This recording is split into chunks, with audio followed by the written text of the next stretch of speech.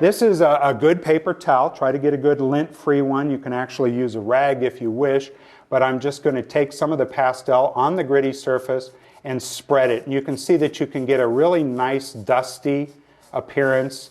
You can spread that pigment into the surface and get this kind of dreamy, ethereal look. So really beautiful underpaintings could be created by just placing pastel and then spreading it around and letting the lightness of the paper work for you. We're not using anything wet, but we're getting a similar thing of color coming through in the surface. And we can again get that nice dreamy ethereal. I've done a lot of work this way. I know I have a reputation for this wet, slippy, slidey underpainting stuff, but this is still one of my old mainstays. And you don't need anything but your pastels to be able to do that. Don't put too much pastel on when you work in this method. Keep it thin. Apply a little bit of pastel. Go with stronger, clear colors and avoid a lot of pastel choices that have white or a lot of black already added to them, which is part of what we have in our pastel palette. Because when I spread it and I get some of that light paper coming through, if I have a lot of white in my pastel and it mixes together, it becomes cloudy and chalky looking. And that's something that all pastelists have resisted. We've had a hard enough time getting a reputation as serious, legitimate painters instead of just delicate pastelists. What we also don't want is that chalky look, that milk of magnesia look in our work. So avoid those tones that have a lot of white or a lot of black in them. Okay? Now let's just take some water and see what happens when I take those same pastels. Again, not very thick. I haven't filled the tooth of what's here, and I'm just going to use a brush that is actually an oil painter's brush. I prefer for this process, because the surfaces that I'm working on are textured, they tend to chew up delicate brushes. So even though I'm going to use water and watercolor here in just a minute, avoid watercolor brushes. They don't have enough body and strength for this process. And that can be one of the things that may be impeding what your underpainting can do for you. So this is oil painting brushes. Good bristles will work.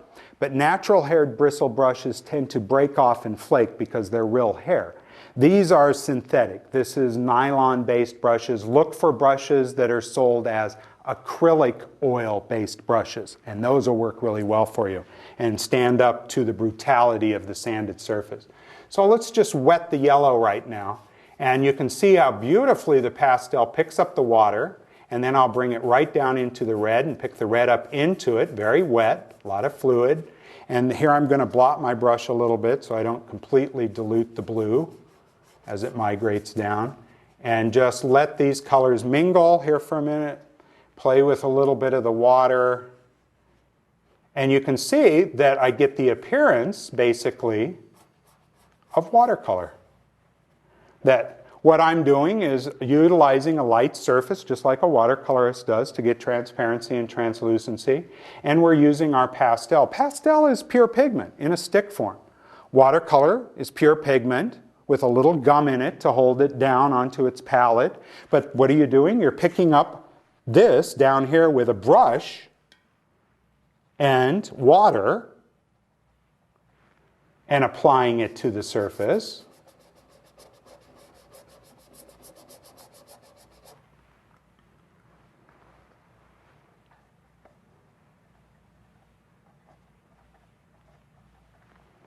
And over there, we were using, here we got just a little resist on this surface. So I'm going to rub that just a little bit, get rid of that. There we go. So you can see that it mingles together, similar. I'm not trying to get exactly the same look. I haven't even chosen the same pigments necessarily, but I just want to show you that we can make pastel appear very similar to what watercolor can do for us on our surfaces, because it's really the water. When we talk about the mediums we're painting with, it's not so much that oil paint is different than watercolor in pigment or pastel in pigment. It's the vehicle that it's applied with. So pastel being pure pigment, when water is applied to it, it really in essence becomes watercolor. It's another method of watercolor. Here I'm choosing to just use watercolor. And since I really work a lot and plein air. I work a lot on location. It's a passion of mine, and it feeds my studio work for me, and I'll do it as long as I can and spend as much time out doing it as possible. To expedite the process, I really like having a small watercolor palette that I can quickly pop open, do a sketch on my surface, pop my palette open, and zip into a brush with water and put the pigment on, put that away, and go into my pastels. But I can get a very similar effect if I chose, very wisely, choosing pastels to place onto the surface and spread with water. It's just that this takes a little more time. So for the sake of economy and to expedite the process, I usually choose to use watercolor on location.